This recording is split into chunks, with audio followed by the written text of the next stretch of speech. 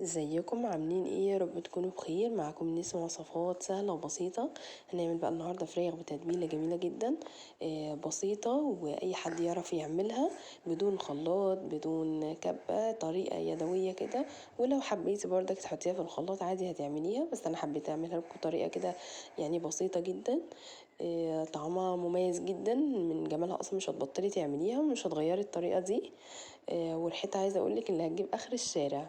بصي يعني قولي بقى مشوية، قولي بقى اي حاجة انت عايز تقوليها فيها تقوليها من جمالها بصراحة. بس شكلها جميل ازاي ومستوية جدا، سواها مظبوط ولا هي مهرية ولا هي نية من جوه، حاجة كده فظيعة.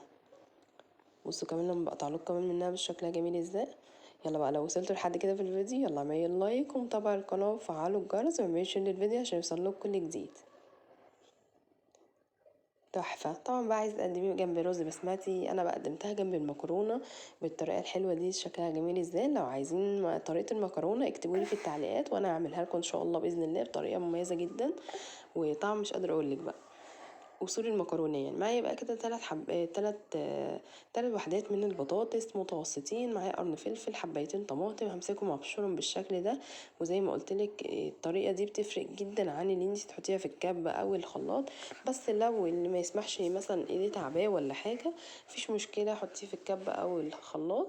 بدأت زي ما شفتي كده من بشرت انا البصل، بشرت الطماطم، بدأت ان اقطع بس الفلفل شرايح كده بالشكل اللي شايفينه ده. وهبدأ بقى حطيت بقى معلقة ونص من الملح. طعم الفراخ دي بالظبط مظبوطة ملحها يعني.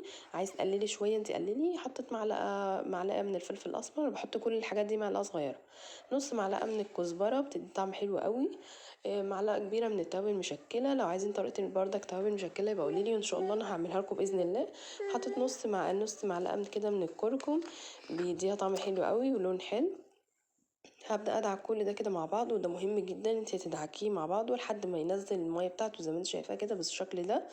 طبعا التوابل كلها بتغلغل مع البصل كده وبيخليه ينزل ميته.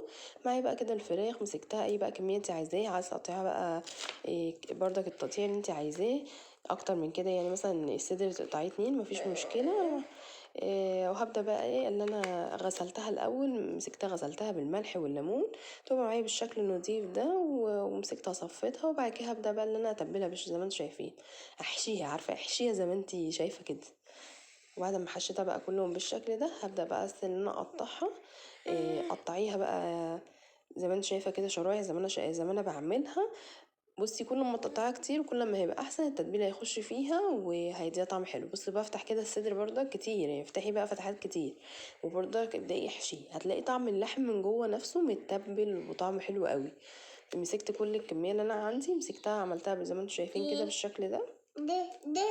وهغطيها بقى. بصي كل ما تسيبيها كل ما تبقى حلوه معاكي، بس لو انتش عندك وقت على الاقل بس حتى نص ساعه.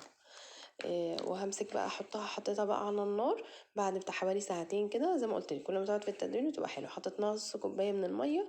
وطبعا انا ما فيش دهون خالص، ما حطيتلهاش اي نوع من الدهون.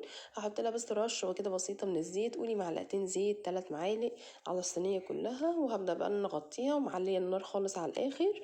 اسيبها بقى تبدا ان هي تغلي وتشوفيها بالشكل ده عشان تاخدي معاكي سوا حلو وتلاقيها ما يبقاش فيها دم. اول ما تبدا تغلي روحي بقى موطيه عليها النار وسيبيها بقى، سيبيها بتاع حوالي نص ساعه كده. هتطلع معاكي ايه مش قادره اقولك دايبه وجميله. طبعا انا ما قلبتهاش خالص، فانا بس هقول لكم ازاي لو انتي مثلا راجل بيعمل الوصفه دي او واحده لسه بنوته عايز تتعلم جديد ومش عارفه مثلا سوى الفراخ. تحطي كده تغرزي المعلقه كده فيها ما تشوفيش دم، ما تشوفيش اي نوع من الدم خالص. بصي تغرزيها في الصدر وفي الورك كده. وبرضك طريقه تانية بصي هتلاقي الجلد اللي من ناحيه الورك هتلاقيه من عند الدبوس يعني من تحت هتلاقي الجلد بدأ يرفع كده لفوق وشايفه انت العظم. ومن ناحية الصدر بتلاقي الجناح كده العظم بتاعه باين. ده الحاجتين برضك لو انت عايز تعرف مش عايز تحطي فيها معلقة. بص بقى كده قلبتها زي ما انتوا شفتوا كده على الناحية التانية من ناحية الجلد برضك تاخد شوية من السوا بتاع حوالي 10 دقايق.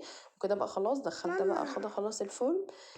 على الشواية بقى تطلع معاكي باللون الجميل ده والشكل الحلو ده. وعايزة اقول لكم ده يبدوب وريحتها كده هتجيب اخر الشارع زي ما قلت لك.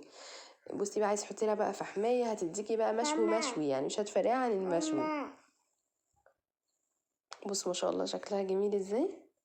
عايزه اقول لكم انا اللي عملت الفيديو، انا شفته دلوقتي جوعني من كتر ما هي بجد كانت طعمها حلو قوي. عايزه بقى زي ما قلت لك، عايزه تقطعي بقى الفراخ التقطيع اللي انت عايزاه، يعني ممكن تمسكي مثلا الفرخه تقطعيها على 8 حتت، عايزه تسيبيها سليمه زي ما انت شايفاها كده، دي حاجه بقى ترجع لك.